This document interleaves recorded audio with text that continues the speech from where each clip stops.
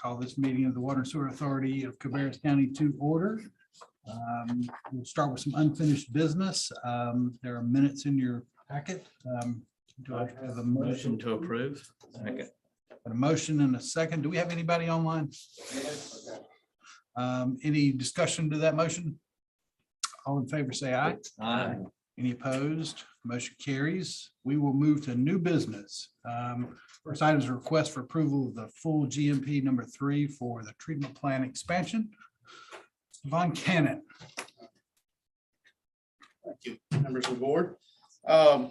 Sitting there real quick, going through my mind, I think we're about 9 months in the making to get to tonight. I believe it was last August. I made a recommendation to the board. The board approved us going to an alternative delivery method to deliver this project, and we authorized an initial amount, pre-construction amount, to get the team started moving on design build. It is proven so far from a scheduling standpoint, and I think a cost standpoint, to have been a very wise move. But I'm glad to be here tonight with the final GMP to deliver the expansion to 30 MGD of the Rocky River plant.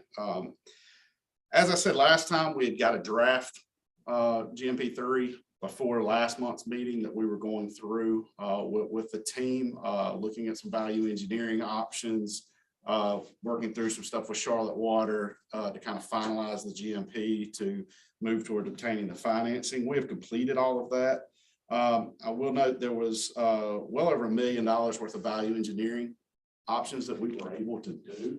With the volatility of the project and with the work going on with the project, we moved that money that was saved as value engineering into an owner contingency amount that is available for WSACC to use at our discretion.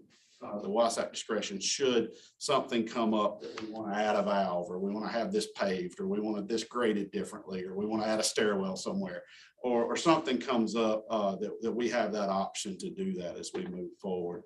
If we choose not to use that money, that will come back as 100% savings to WSACC at the end of that project.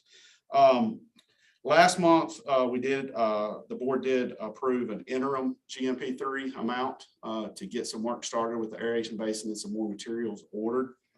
So at this time, the full GMP amount is a little over $77 million. This time we're asking to approve $64,228,086 to get to that total amount of the $77,766,347 for the full GMP 3. This GMP that was included does include an updated schedule. That updated schedule still has completion of spring 2024. I would like to speak for the team that there's going to be a lot of challenges to making that. I do think we have a great team, and I think we've chosen the best path to try to meet those challenges. And everybody's committed to doing what they can. I know we got some word today on some transformer deliveries that look like in August of next year. We can get some of the transformers and some of this material that we had pre-ordered and we got in the line when we did.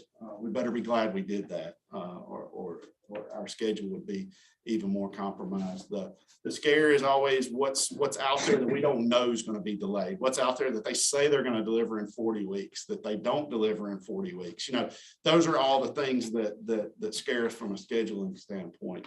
But I think the actual boots on the ground getting the work done, the team's committed to getting that. And we just have to stay on top of our suppliers and do everything we can to get products in.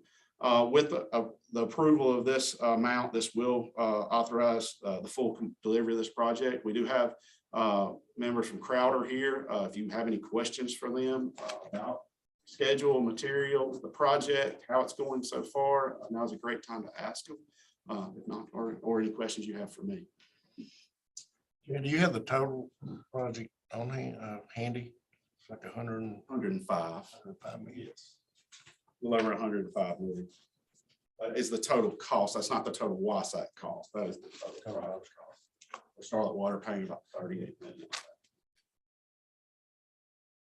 Kind of an off to the side question, but is it too early to start talking about the next phase and pre-ordering some We had that conversation this morning during our meeting. So potentially next month at at our board meeting in June, if not by July, I would imagine at the latest, we'll be coming out to the board with a pre-construction GMP for beginning the really in earnest design of phase 4.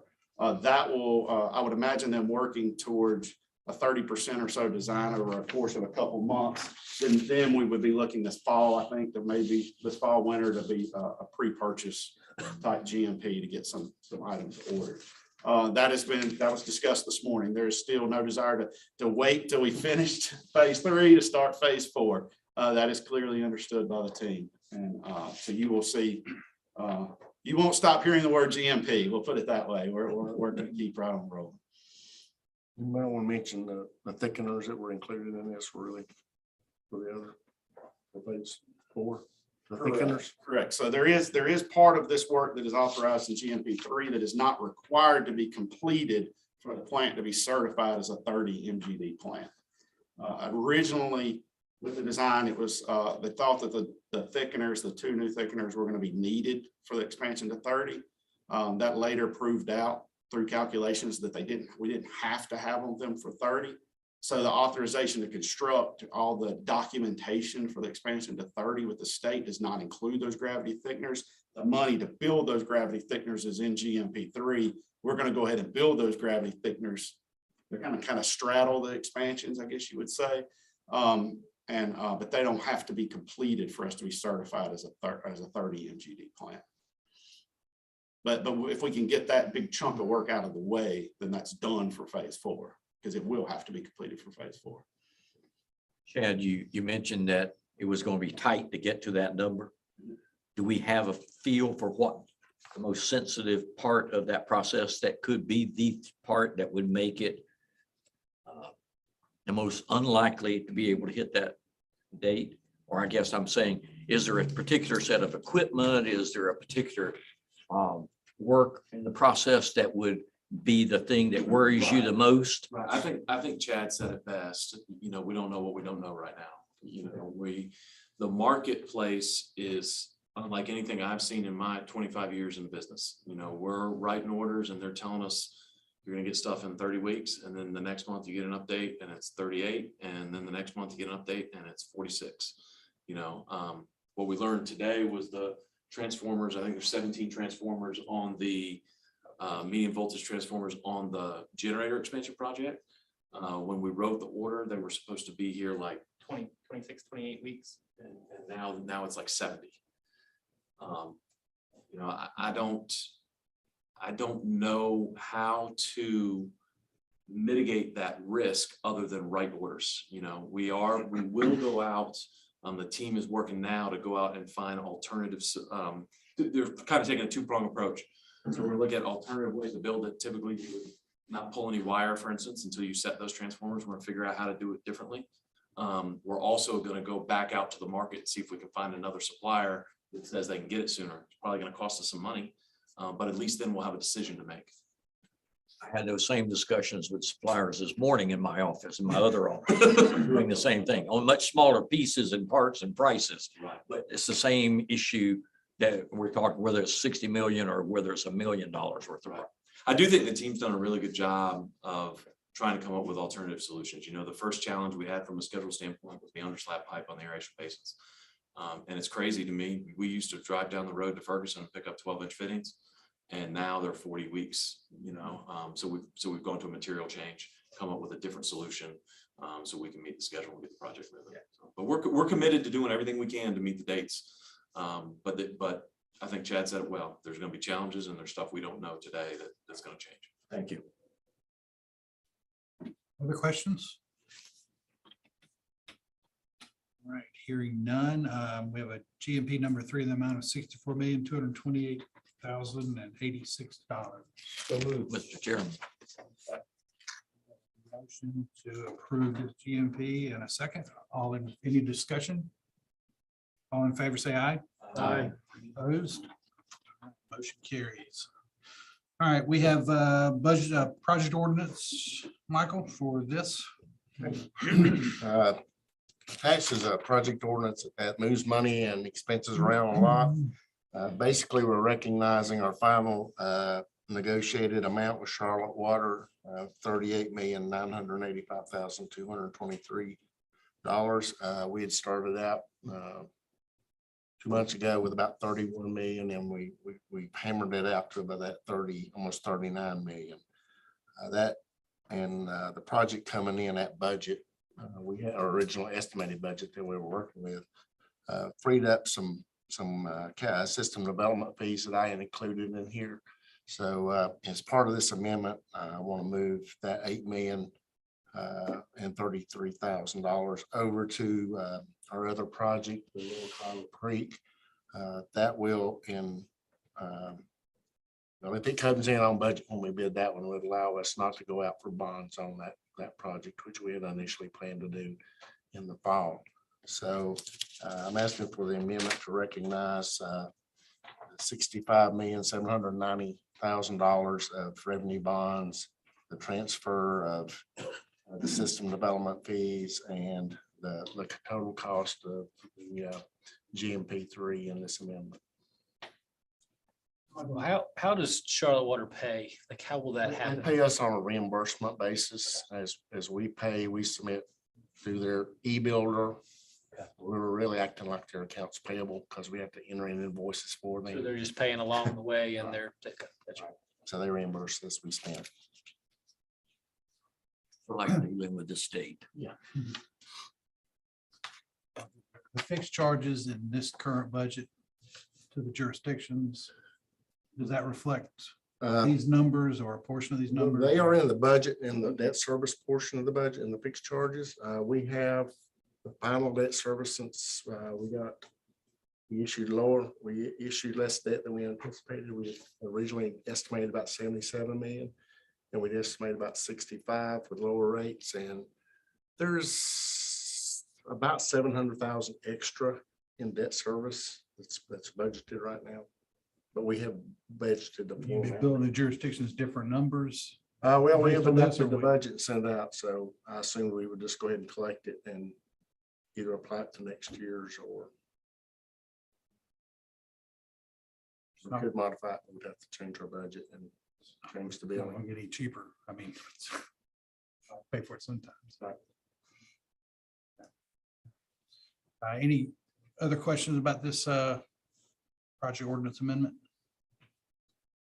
Move to approve, Mr. Chairman. I got a motion on the floor. Is there a second? Second that motion. All right, any discussion? All in favor, say aye. Aye. Any opposed? Motion carries. All right, Michael. The second one, Nope.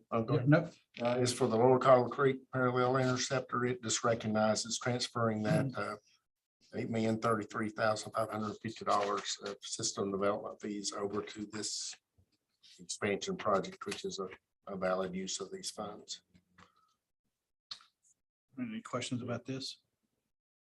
Motion to approve. I got a motion. Is there a second? Any discussion? All in favor, say aye. Aye. Any opposed? The motion carries. All right, rolling to some reports. Chad? Tell us more. Tell us more. This is all good news as well. Just my quick update on the work that's taken place over the last month at the plant with the expansion. So Crowder still has 2 crews on site installing electrical duct lines. So far, we've completed around 3,000 feet of linear feet of duct bank. It's going very smooth, very fast. So far, been reported to us that there's been nothing of significance hit or damaged through this, which is been a couple little things that nobody knew existed that was abandoned, that was nothing. But their crews have done a great job of spotting things ahead, of being very, very diligent in that, and not creating any chaos at the plant with the work. They've completed the drilling for rock at the new Harrison Basin site. I believe there's about 30 holes they punched at that site. It was very good news. Less rock than we thought. No blasting is going to be required for that aeration basin, which is very nice considering it's directly next to an existing and operation aeration basin. So those blasters are amazing. They can do great things. We have confidence in them, but we just as soon not do it. And we know Crowder is happy with that as well. So that excavation should proceed much easier now with a little bit less rock quantity than was concerned. We also did receive from NCDQ the authorization to construct of the project, which was big news. We've got a few little small, well, I say small, but they're still significant local permitting things to get through on some floodplain and I think a stormwater issue still to work through, permit to work through. But that authorization to construct's a big one to have in hand, and it was one we had to have to go to get the financing finalized and lined up. So that was good. This is just a site here of the plant. The Stroud area is an area where duct bank was completed and installed. In the background, the open area there's where the new aeration basin is going, and you can see all the little, it's like gopher mounds. That's where all the drilling was done for looking for rock in that area. So just duct bank installation. Pretty much all duct bank looks about the same, but just showing more progress through the site there. The picture on the right is right behind, right next to our headworks facility. So very busy area right through there with a lot of underground infrastructure that has to be carefully worked around. That's an aerial photo of the plant. You can see in the red squiggly lines there the amount of duct bank that's in. You can see there 2/3 or better, 3/4 complete with that loop around the plant. There's still some sections that have to be run through the middle. There's some sections that have to be run out where the new EQ tanks are going to be, some extensions in some areas, but overall, a significant portion of this duct bank is in and completed at this time. They're going to continue tying rebar for the duct banks, utility locates. The 2 crews are going to continue to work on site. And Crowder plans to begin excavation of the new aeration basin in early June. So that's a pretty significant, I believe, 40,000 yards, something in that neighborhood. Is that right? It's something pretty significant excavation. There'll be a bunch of trucks in and out of the site, but it's very good news on the rock there at that site. How much soil horizon do we have above the rock? And how deep is that rock that you're going to have to bring out? So the rock that we found is actually 20 feet or lower, and our excavation is 23 feet, so we have some stuff down at the bottom, but what we found, we believe is going to be rippable and not need to be shot. So it was really some good news. Good news. Correct, yeah.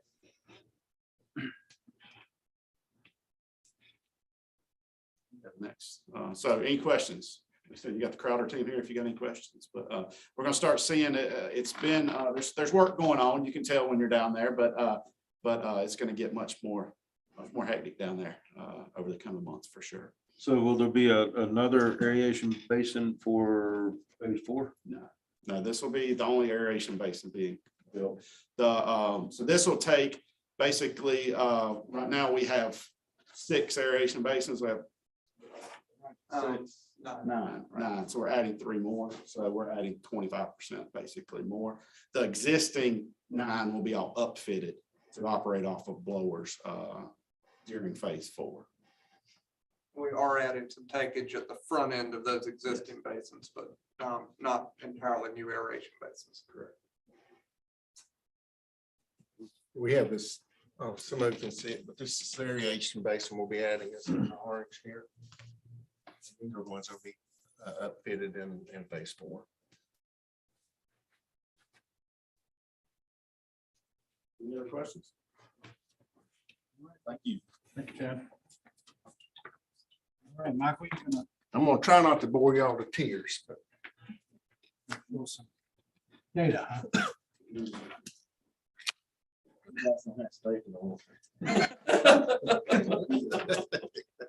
For them.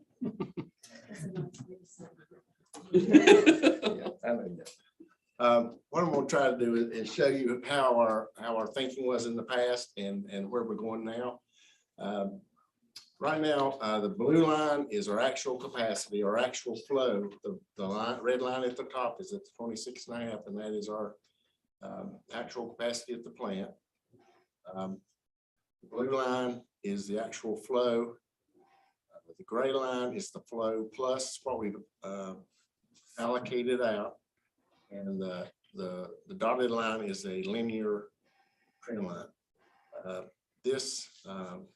When looking at this in 2007, 2017, I'm sorry about that. We, based on the past 4 years at 2007, we were increasing at a rate of about 212,000 gallons a year. Based on that, to reach our 26.5, it would take us almost 40 years to hit that 26.5.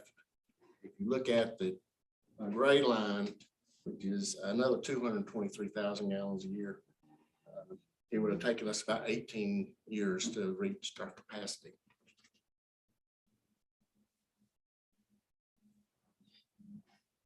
This is our rainfall during that period. You'll see how in 15, there was a peak above it now.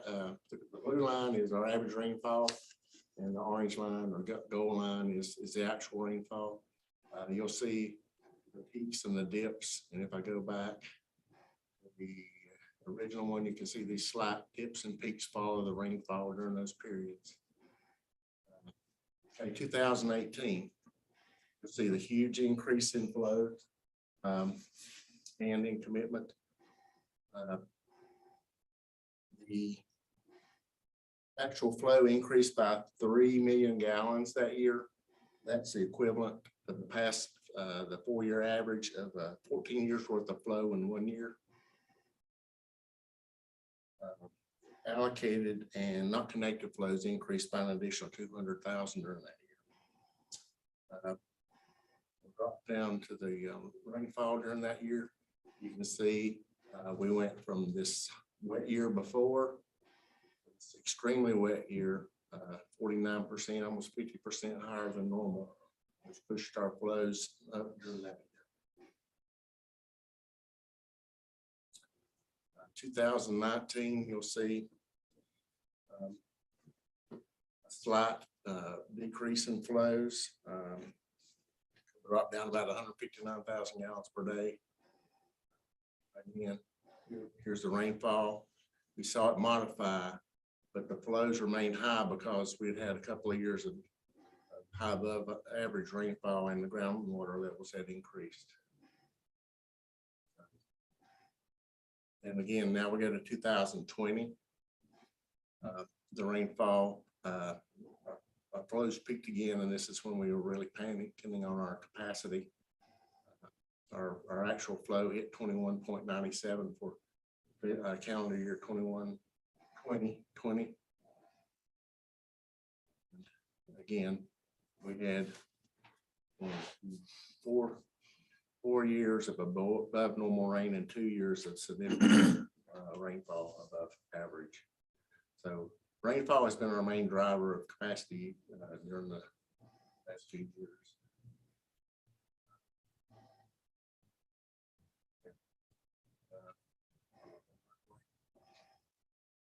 We dropped down this year, end of last year, we're into 22, looking back at 21, and we have a slight decrease in flows.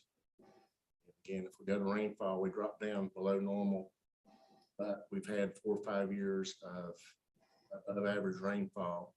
And Chad tracks groundwater levels, and he tells me groundwater levels are still significantly higher still than above average. So we believe that's the major contributor to our capacity issues right now. Another issue I want to talk about is our allocated but not contributory flows. As you can see, they have increased from 500,000 gallons to 2.8 million gallons during the period on the chart.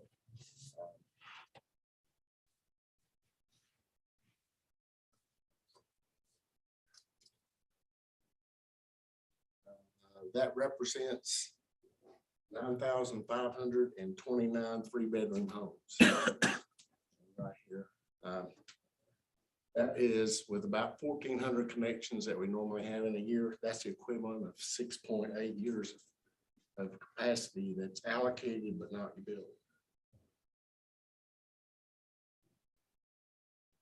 It represents about $19.5 million of capital recovery fees that we could collect if they would build and connect. So we have a lot of capacity tied up in the system being used. Do we have a sense of how, do we have details on those commitments? Yes, sir. I mean, how good are they for? Forever?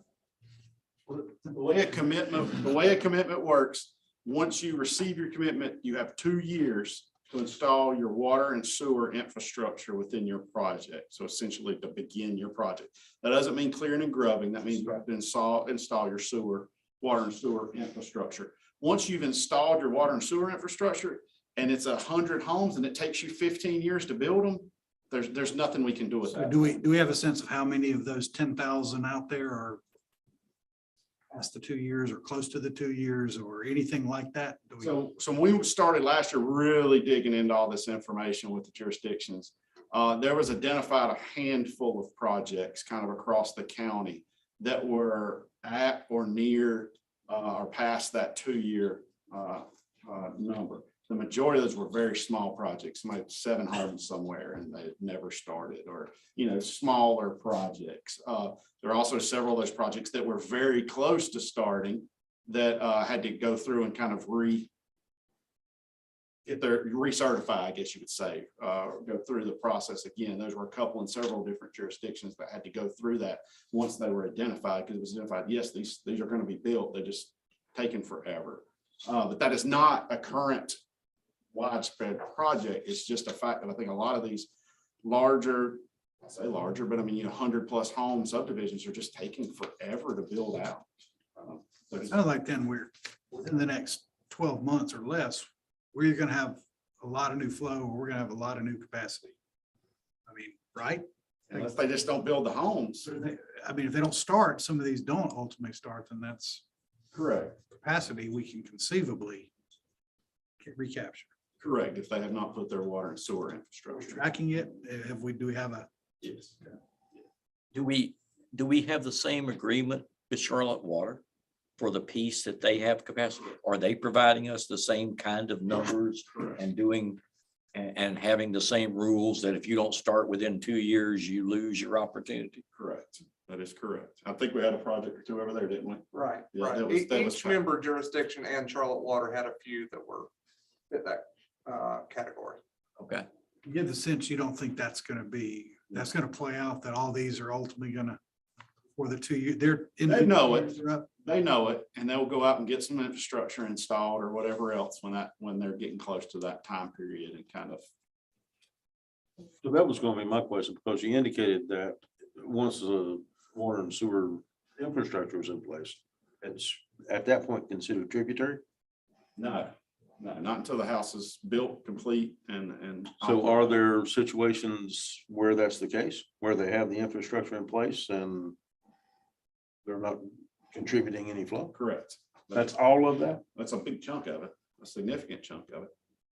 So where, for example, that they've got, 300 apartments usually aren't as big of a violator of that. They usually get in there and build those and get them knocked out. But the more of them is the single family residential, where they don't build the homes at the rate that they say they're gonna build them.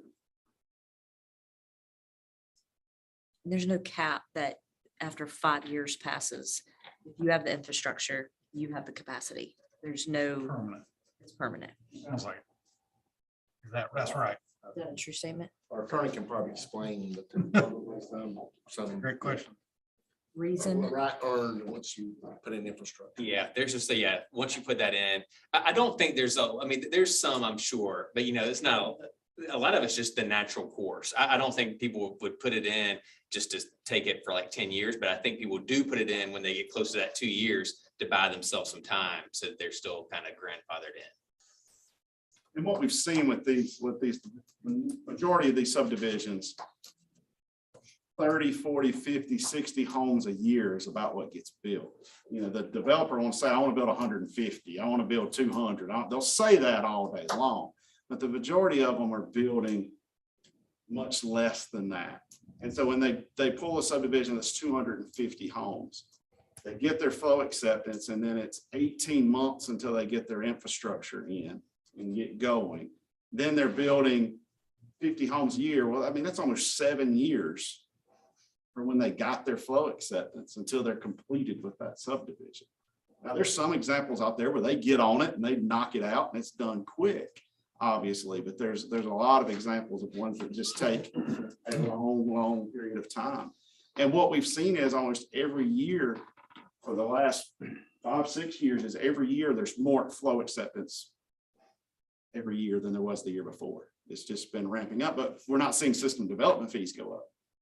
You know, we're not seeing that collection go up. The amount of building permits being pulled is not going up. And you're getting your system development fee at individual building permit?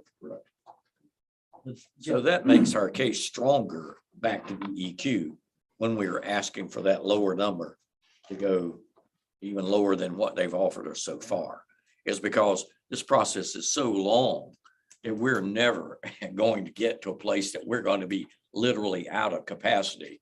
And by that time, we'll have 30 already built.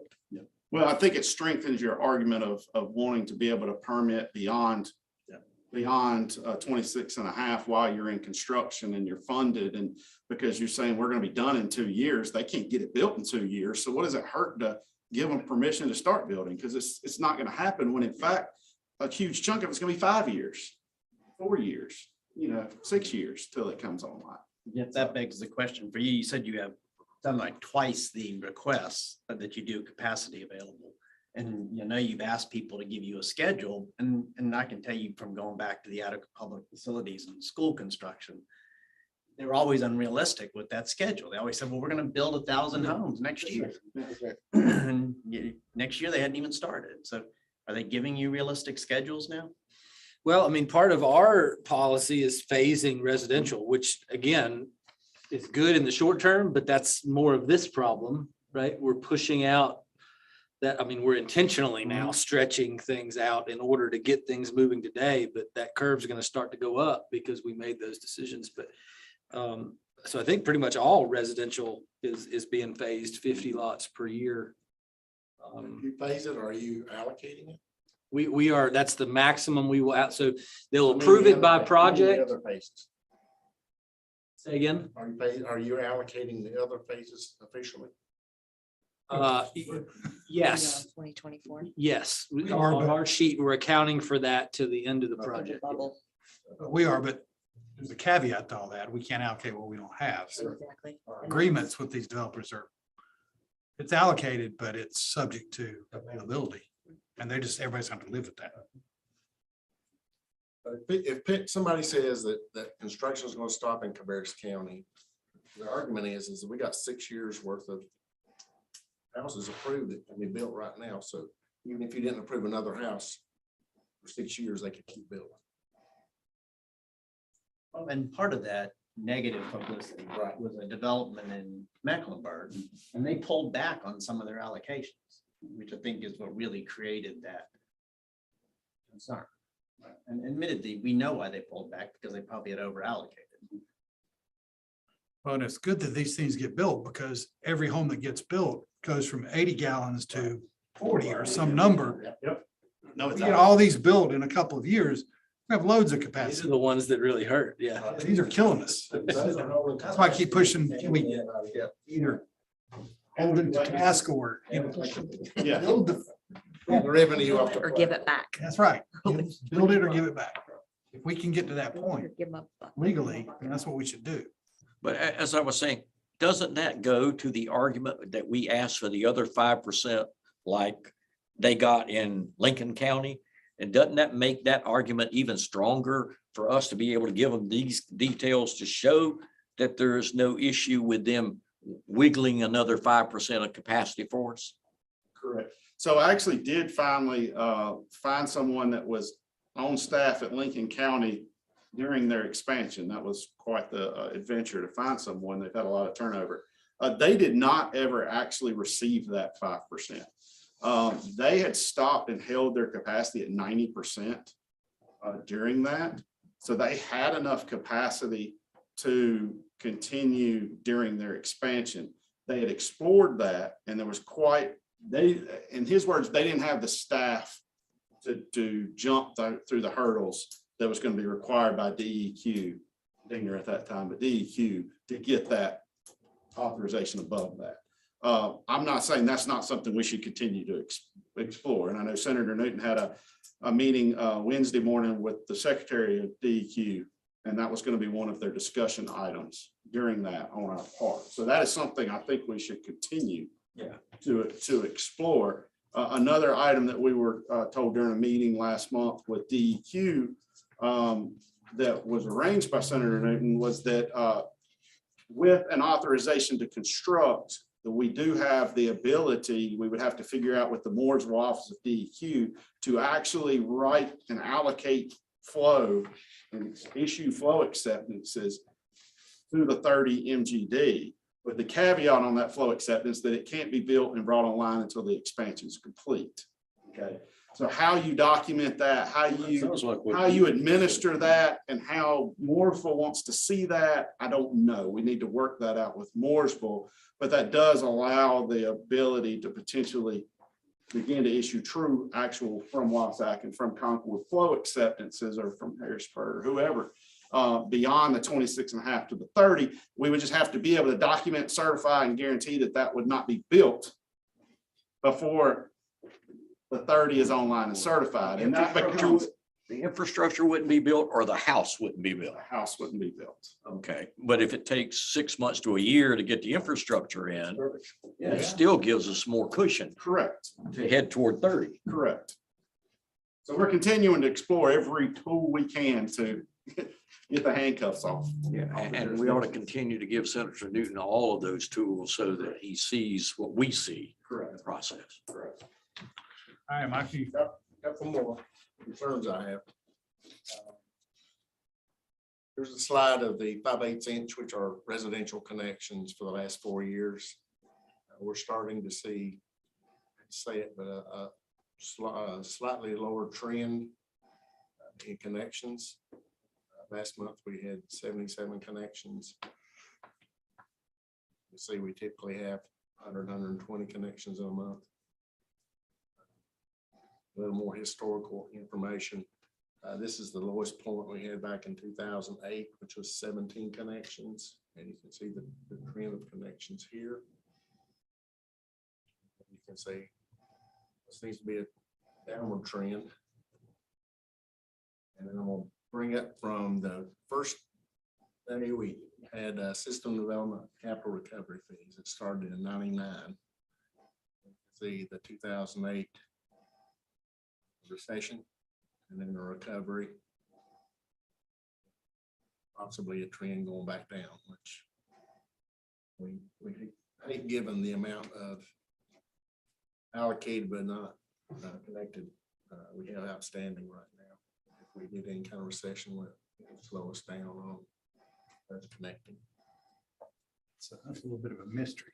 I'm not quite sure where. There seems to be a disconnect in the amount of requests that are so high in the amount of connections. And other than materials, maybe not being able to get materials, maybe one of the reasons. But other than that, I'm not sure.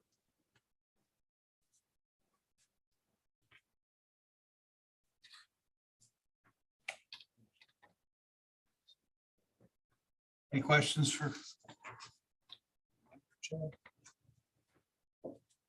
All right, thank you for that. All right, we'll open up for any public comments from anybody. Hearing none, we'll close that, and we'll close session tonight. I'll entertain a motion to go into closed session under GS 143-318-11A1 and A3. Move. Second. Motion and second. Any discussion on that? All in favor, say aye. Aye. Opposed? Motion carries. In closed session.